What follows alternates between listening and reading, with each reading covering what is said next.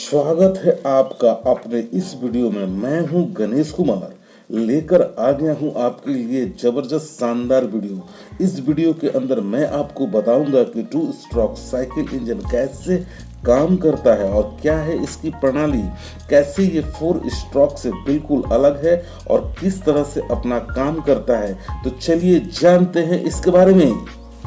अगर हमारे वीडियो में आप नए हैं तो आपसे एक अनुरोध है कि इस वीडियो के अंदर पिछले वीडियो का लिंक डाला गया है जिसमें पूरे 4 स्ट्रोक साइकिल इंजन के कार्य प्रणाली के बारे में बताया गया है। इस वीडियो आपको अच्छा लगे तो लाइक कर दीजिएगा, अपने दोस्तों को शेयर कर दीजिएगा और सब्सक्राइब कर लीजिएगा। चलिए वीडियो को शुरू करते हैं बिना समय को गंवाए। जानते हैं 2 स्ट्रोक साइकिल इंजन के इतिहास के बारे में। देखिए 1880 के आसपास सर डुगाल्ड नाम का एक वैज्ञानिक थे जिन्होंने 2 स्ट्रोक साइकिल इंजन का आधारशिला रखा। उन्होंने बताया ये एक ऐसा इंजन होगा जो स्वयं ईंधन को जलाकर पावर तैयार करेगा और जिससे सारी मैकेनिकल कामों को अंजाम दिया जाएगा, मगर ये 4 स्ट्रोक साइकिल इंजन से बिल्कुल अलग होगा। उदाहरण के तौर पे आपको जहां तक पता होगा कि मैंने पिछले वीडियो में आपको ये बताया था कि 4 स्ट्रोक साइकिल इंजन फ्लाईव्हील के 2 चक्कर पर, क्रैंकशाफ्ट के 2 चक्कर पर एक पावर तैयार करता है और 4 काम करता है: suction stroke, compressor stroke, power stroke और एग्जॉस्ट स्ट्रोक। जब ये चारों स्ट्रोक कंप्लीट होता है तो उसे एक साइकिल कहा जाता है, यानी कि प्रत्येक स्ट्रोक पर फ्लाईव्हील 180 डिग्री घूमता है, यानी कि 720 डिग्री पर एक पावर मिलता है और क्रैंकशाफ्ट 2 चक्कर घूम जाता है। तो यही है 4 स्ट्रोक साइकिल इंजन का कार्य प्रणाली। और इसमें एक बात ध्यान देने वाली है कि सक्शन स्ट्रोक के समय जब पिस्टन टीडीसी से चलना शुरू किया था तो ठीक उसी समय इनलेट वाल्व खुला था और जब पिस्टन बीडीसी पर पहुंचा था तो इनलेट वाल्व बंद हो गया था। कंप्रेसर स्ट्रोक के समय कोई वाल्व नहीं खुला था, पावर स्ट्रोक के समय कोई वाल्व नहीं खुला था।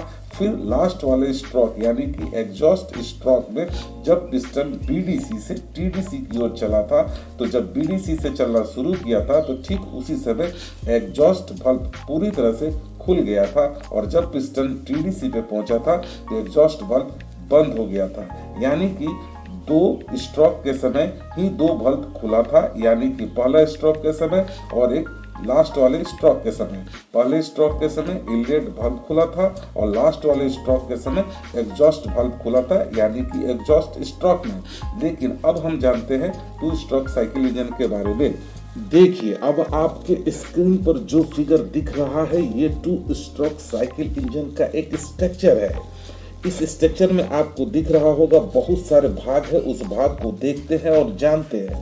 सबसे पहले ऊपर से हम बात करते हैं। ऊपर में देखिए सबसे टॉप पे लगा होता है स्पार्क प्लग। इसमें एक बात खास है जो मैं आपको बता देता हूं कि ये 2 स्ट्रोक साइकिल इंजन में इंजन वाल्व नहीं होता है, इसमें पोर्ट होता है। पोर्ट का मतलब होता है कि सिलेंडर के दीवारों के बीच में सुराग बना होता है, एक रास्ता बना होता है। जब इसका स्ट्रक्चर बनता है तब उसी समय मैन्युफैक्चरिंग कंपनी के द्वारा एक रास्ता बना दिया जाता है, जिसे उस रास्ता को खोलने के लिए वाल्व का इस्तेमाल नहीं किया जाता है, बल्कि उस रास्ता को बंद करने और खोलने के लिए पिस्टन खुद उसके सामने आता है तो वो बंद हो जाता है। जब उसके सामने से हट जाता है तो वो खुल जाता है। चलिए ध्यान दीजिए, 2 स्ट्रोक साइकिल इंजन में वाल्व के जगह पर पोर्ट बने होते हैं। इसमें 3 पोर्ट बना हुआ होता है।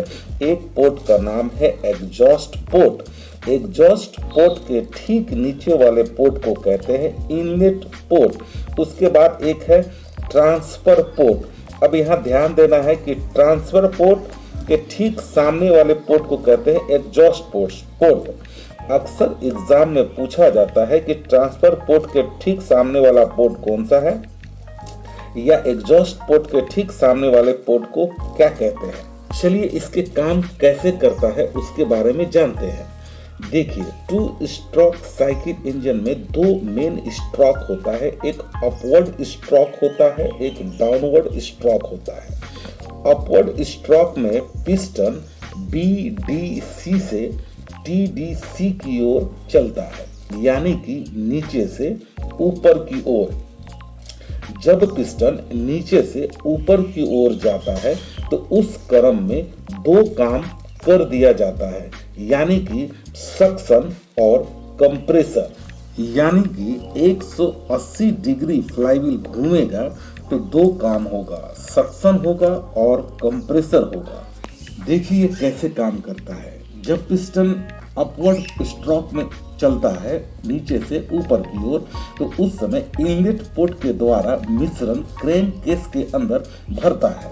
ठीक उसी समय कनेक्टिंग रॉड के नीचे जो वेब लगा होता है उस मिश्रण को धक्का देकर आगे की ओर प्रवेश करा देता है, यानी कि धकेल देता है। तो वो मिश्रण सीधे पिस्टन के ऊपर यानी कि सिलेंडर में प्रवेश कर जाता है और उस समय पिस्टन ऊपर की ओर चलने के क्रम में चलता ही रहता है, जिसके कारण मिश्रण पिस्टन के ऊपर पहुंच जाता है और वो पूरी तरह से कॉम्प्रेस हो जाता है। जब पिस्टन बिल्कुल TDC पे पहुंच जाता है तो दोनों काम संभव हो जाता है, यानी कि सक्शन और कंप्रेसर।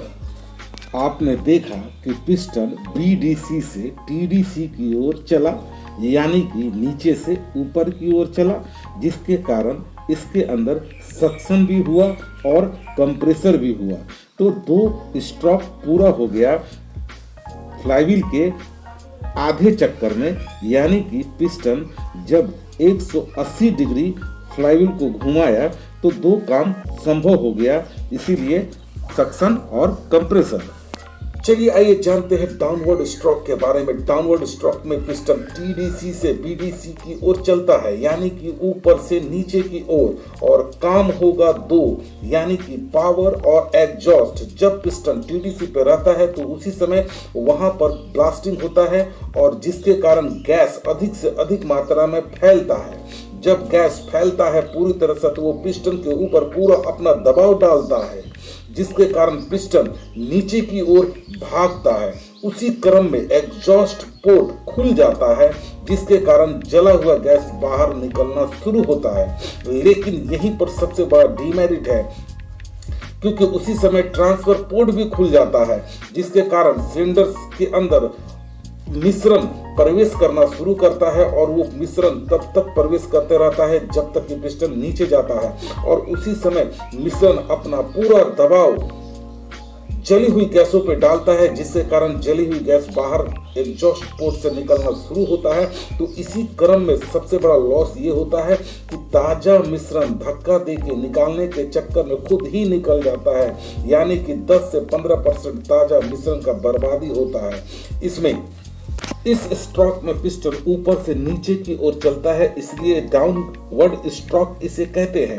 ध्यान दीजिएगा, जब पिस्टन ऊपर से नीचे जाएगा यानी कि TDC से BDC की ओर, एक स्ट्रोक पिस्टन चलता है, लेकिन काम दो होता है, पावर और एग्जॉस्ट। फ्लाईव्हील यहाँ पर 180 डिग्री फिर घूमेगा, यानी कि आधा चक्कर। अब यहाँ पर सबसे बड़ा जानने वाली बात यही है कि अपवर्ड स्ट्रोक में फ्लाईव्हील घूमा था आधा चक्कर, यानी कि 180 डिग्री, और डाउनवर्ड स्ट्रोक में फ्लाईव्हील घूमा था आधा चक्कर, यानी कि 180 डिग्री। तो दोनों मिलाकर हो जाता है 360। यहाँ पर सबसे बड़ा बात ये होता है कि जब फ्लाईव्हील जब एक चक्कर घूमता है यानी कि 360 डिग्री घूमता है तो एक पावर मिलता है। इसलिए कहते हैं कि 2 स्ट्रोक साइकिल इंजन के प्रत्येक फ्लाईव्हील के एक चक्कर पर एक पावर मिलता है। इसी कारण से इंजन अधिक गर्म हो जाता है, यानी कि जल्दी ही ओवरहीट हो जाता है, और जिसमें ईंधन की अधिक खपत होता है। इसलिए 2 स्ट्रोक साइकिल इंजन का इस्तेमाल आज के दौर में बहुत कम किया जाता है, यानी कि ना के बराबर। चलिए आज के वीडियो में आज यही तक, क्योंकि मुझे लगता है कि आपको बहुत कुछ समझ में आया होगा। अगर नहीं समझ में आया तो सेकंड वीडियो में मिलते हैं, तब तक वीडियो का इंतजार कीजिए। उस वीडियो में मैं आपको बताऊंगा 4 स्ट्रोक साइकिल इंजन और 2 स्ट्रोक साइकिल इंजन के बीच में क्या अंतर है, तो मिलते हैं अगले वीडियो में, तब तक अपना ख्याल रखिए, बड़ों का आदर कीजिए। धन्यवाद।